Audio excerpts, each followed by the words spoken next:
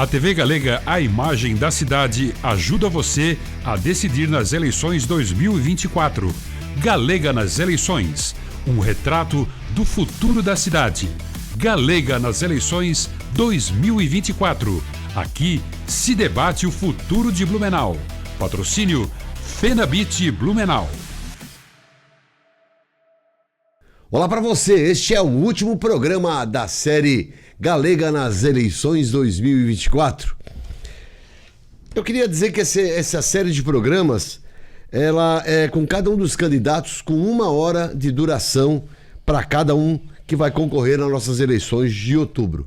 Antes de ser um evento político, esse programa se propõe a apresentar de uma maneira mais descomplicada a história, a trajetória, as propostas, os objetivos de cada candidato, caso ele seja eleito no pleito de outubro. Nós procuramos seguir as regras eleitorais, efetuamos um sorteio da sequência de apresentação de cada candidato e o horário de cada um será exatamente igual, inclusive com um corte de microfone caso o candidato exceda o tempo, né? Para compor essa pauta, nós emitimos um comunicado a algumas associações da cidade, como a ACIB, Sindilojas, AMP, Sintex, Sescom, Sinduscom, CIMEB, Associação de Engenheiros e alguns núcleos de entidades. Alguns responderam e aí, através dessas demandas, nós compomos então a pauta desse bate-papo.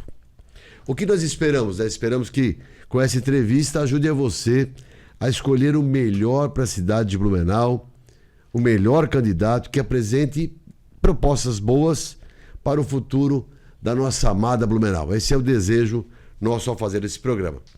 Assistindo esse programa, você está assistindo no nosso canal 520 da NET, vai ser feito às 22 horas e com uma reprise amanhã às 12 horas. Você também pode assistir ao vivo no nosso site TV Galega e também, claro, pelo YouTube na hora que você quiser.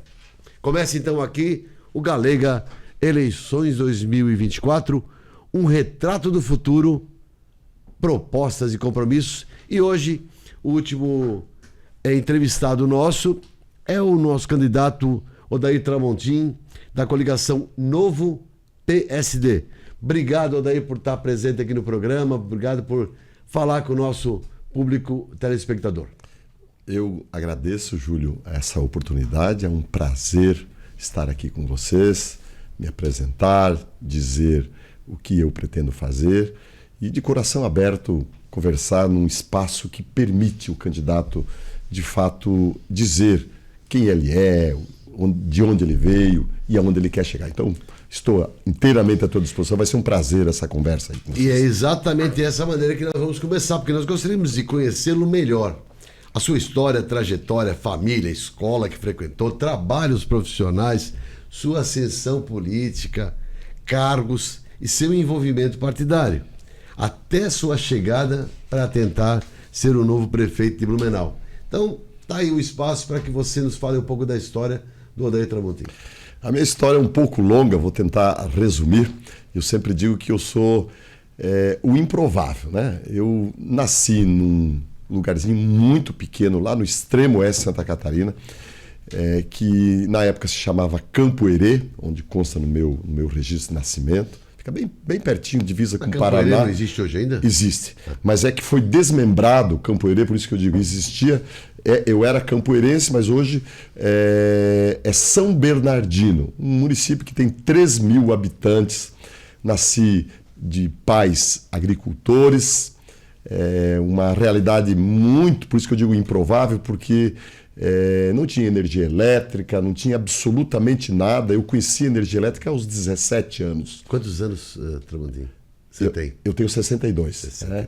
E então não tinha escola, né? Comecei estudando naquelas escolas multisseriadas, chamada, acho que escola básica que se chamava.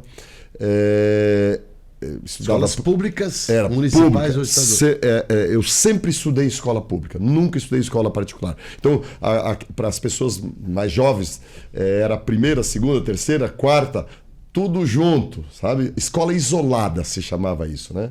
Uma única professora, a gente tinha inclusive que fazer os afazeres, ela também era agricultora, então durante o intervalo a gente ia ajudar a limpar o chiqueiro dela, varrer o terreiro, então foi uma escola comunitária, né? Eu nunca me esqueço, foi o meu pai e o meu tio que fizeram as carteiras eram uma única para cada família, assim, sentávamos todos os irmãos, eu sou o quinto irmão de uma família de 5, e terminei então o ensino que se chamava primário naquela época, e aí não tinha o ginásio.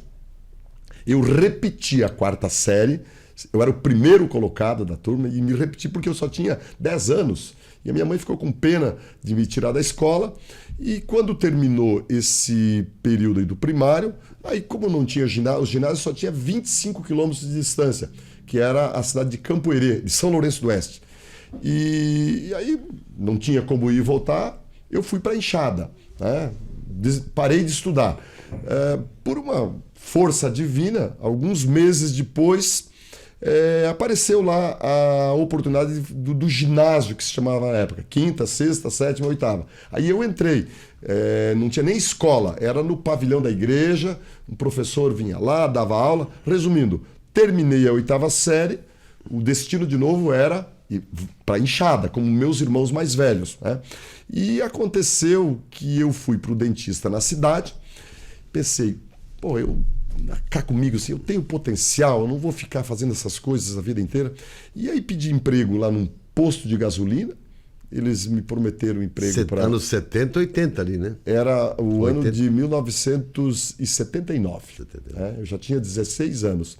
E saí, fui para a cidade, morar numa pensão.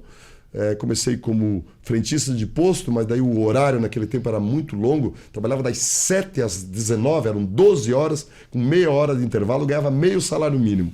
E hoje eu vejo o pessoal que tem posto de gasolina se matando para arrumar frentista, né? Naquela época era fila de gente para arrumar frentista. Resumindo, não deu certo no posto de gasolina por causa do horário. Fui trabalhar de servente de pedreiro. Trabalhei de servente de pedreiro acho que 1 ano, mais ou menos. Em 1 ano já era meia colher, né? Eu comecei com uma orelha seca, já estava meia colher. Mas aí, como eu era um bom aluno, surgiu a oportunidade lá de agente administrativo e tal. Enfim, fiz o 2º grau, né? Terminou o 2º grau, não tinha universidade, né? Nem Chapecó, não tinha nenhuma faculdade. Só tinha no Paraná, que era Palmas, que era mais perto ali, acho que dava uns 100 quilômetros mais ou menos, e só tinha alguns cursos de administração, pedagogia. E aí eu peguei a minha maletinha, que eu acho que no seu interior tinha menos roupa do que os nossos filhos têm hoje para ir passar o final de semana de praia, 2, 3 mudas de roupa, 2 calçados, e fui para Florianópolis com a cara e a coragem.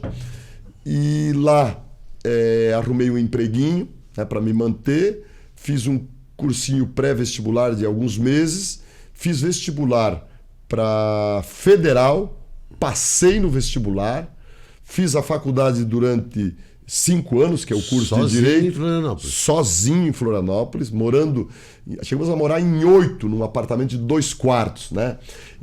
Mas foi a melhor fase da minha vida. Voltando para trás, as pessoas, foi sacrifício. Não, foi a melhor. São meus amigos até hoje, essas pessoas. Então, terminei o curso de Direito em 1987. 6 meses depois, fiz o concurso para promotor de justiça. Passei no primeiro concurso que eu fiz e resumo o seguinte: a força da transformação do ensino público. Eu saí do chiqueiro de porcos, da estrebaria em 1979 e em 1988, portanto 9 anos depois, eu tomei posse no cargo de promotor de justiça. Então, para mim, foi uma ascensão importantíssima. Tive essa oportunidade. Você falou em 88? 88. Eu tinha 26 anos em 88, né? Me formei, passei no concurso, vim para Blumenau para passar 1 mês, me encantei com a cidade, me identifiquei com a cidade e lá se vão 35 anos que eu vivo, moro aqui. Aqui depois eu entrei na Universidade de Blumenau, sou professor há 34 anos. No Ministério Público eu me E a aposentei no família ano ficou passado. lá? Toda a família? A família, meus pais ficaram lá. Meu pai morreu faz 2 anos e meio, com 97 anos. E a mãe? 10 meses depois, a minha mãe faleceu com 91 anos. E os meus irmãos mais velhos ficaram lá, trabalham na roça. Um cria frango, o outro produz leite, o outro produz soja, né? E os meus uns irmãos mais novos saíram para estudar, que daí eu consegui dar um apoio para eles, e mantenho as minhas origens, né? Até o meu pai morrer, eu ia frequentemente para lá. Eu tenho uma coisa que eu trago comigo: a gente não pode nunca esquecer da onde a gente veio e quem eram os amigos quando a gente não tinha nada. Isso, para mim, é uma lição de vida, né? Que é o reconhecimento e a gratidão. Sou grato até hoje. A maioria dos meus amigos, aqueles amigos que estudaram no colégio lá comigo, indo para a roça e de manhã e se mantém até hoje. A maioria estão lá, né? Eu sempre vou visitá-los, né? Mantenho relação com eles, porque isso é muito importante para mim, né, para eu nunca me desgarrar, porque é muito fácil, né? As pessoas quando... Não sou nada, mas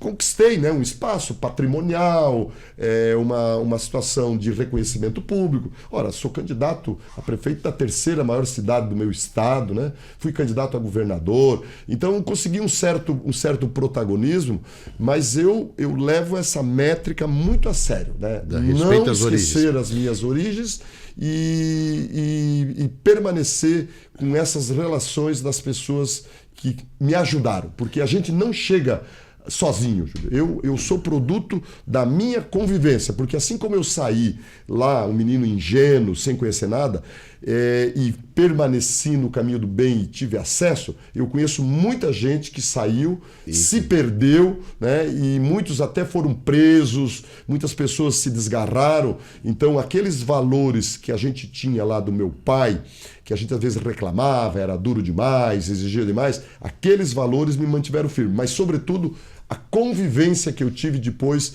essa foi talvez mais importante, ou foi tão importante quanto os valores que eu trouxe de casa. E como é que surgiu a política na sua vida?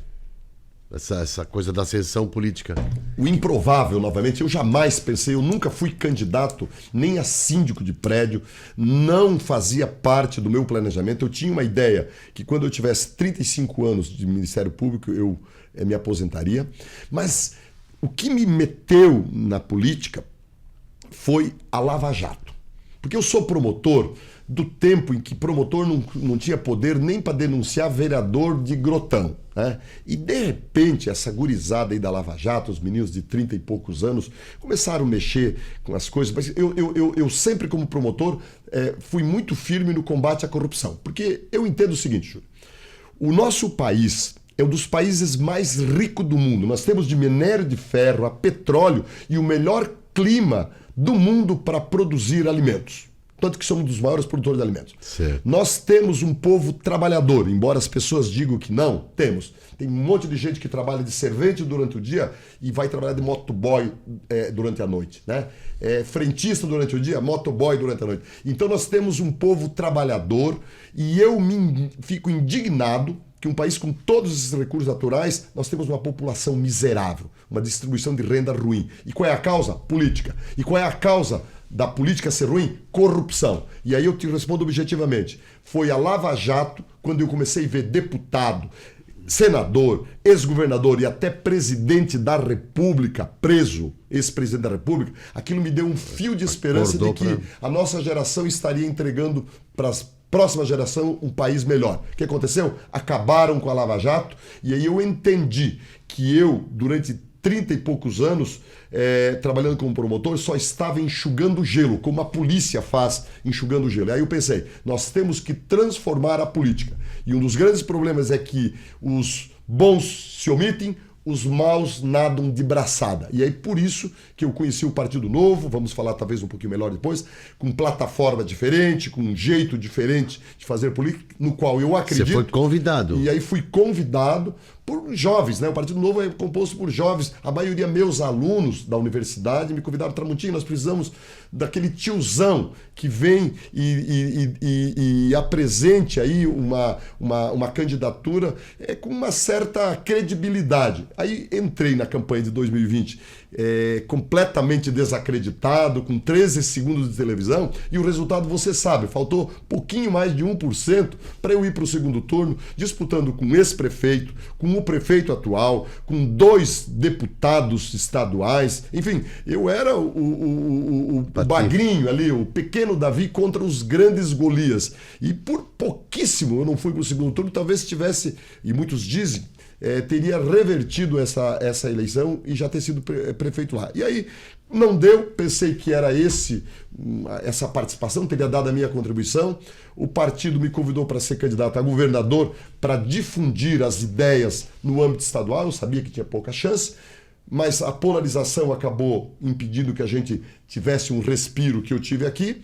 Terminou a eleição para governador, imaginei que teria encerrado o meu ciclo, me convidaram para ser candidato a prefeito, agora com uma condição melhor, conhecido, já com uma plataforma mais visível, e com isso eu estou agora numa condição bem mais favorável, e te digo assim, com muita convicção, com chances muito grandes, reais, de ser o próximo prefeito da cidade de Blumenau. Não, maravilha. Olha, daqui a pouquinho nós vamos fazer o segundo bloco do programa e vamos falar um pouco sobre as questões básicas de Blumenau, sobre os problemas que afligem Blumenau, para saber a opinião do nosso candidato Odair Tramontim. Não sai daí, eu volto já com Galega nas eleições 2024. A TV Galega, a imagem da cidade, ajuda você a decidir nas eleições 2024. Galega nas eleições. Um retrato do futuro da cidade. Galega nas eleições 2024. Aqui se debate o futuro de Blumenau. Patrocínio Fenabit Blumenau.